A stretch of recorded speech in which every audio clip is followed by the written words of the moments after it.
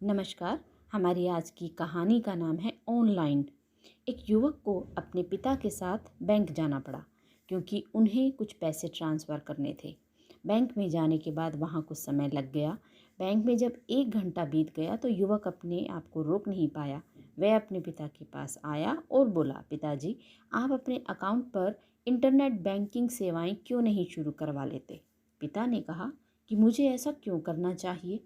बेटा बोला, यदि आप ऐसा कर लेते हैं तो आपको पैसे ट्रांसफ़र करने जैसे कामों के लिए बैंकों में घंटों तक नहीं बैठना पड़ेगा। इसके बाद आप अपनी खरीदारी भी ऑनलाइन कर सकते हैं। सब कुछ आसान हो जाएगा। बेटा अपने पिता को इंटरनेट बैंकिंग के फ़ायदे दिखाने के लिए बहुत उत्साहित था। पिता ने पूछा, अगर मैं ऐसा करता हूँ तो मुझे घर से बाहर कदम भी नहीं रखना पड़ेगा?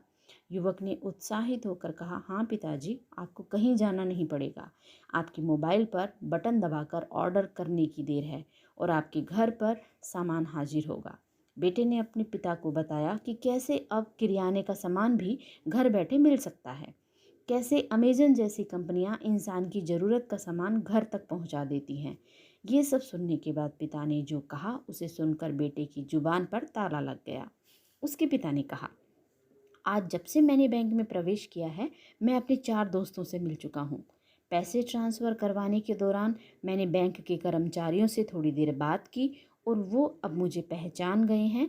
तुम्हारे जाने के बाद मैं बिल्कुल अकेला हूँ और मुझे ऐसे लोगों की ज़रूरत है जो मुझसे बात कर सकें। मुझे तैयार होकर बैंक आना अच्छा लगता है। समय की दिक्कत तुम्हारी पीढ़ी को होगी, मेरे पास तो पर्याप्त समय है। मुझे चीज़ों की नहीं, मानवीय स्पर्श की ज़रूरत महसूस होती है। जवाब सुनकर युवक को झटका लगा।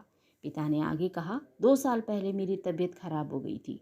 जिस दुकानदार से मैं फल खरीदता हूँ, उसे जब मेरी तबीयत के बारे में पता चला तो वह मुझसे मिलने आया, मेरा हालचाल पूछ कर गया। तुम्हारी माँ कुछ दिनों पहले सीढ़ियों से गिर पड़ी थी। जिस व्यक्ति से मैं किराने का सामान लेता हूँ, उसने जब तुम्हारी माँ को गिरा पाया तो वह तुरंत अपनी कार में तुम्हारी माँ को घर छोड़ कर गया। इसलिए बेटा, अगर मैं सब कुछ ऑनलाइन लूँगा तो क्या मेरे पास इस तरह का मानवीय स्पर्श होगा?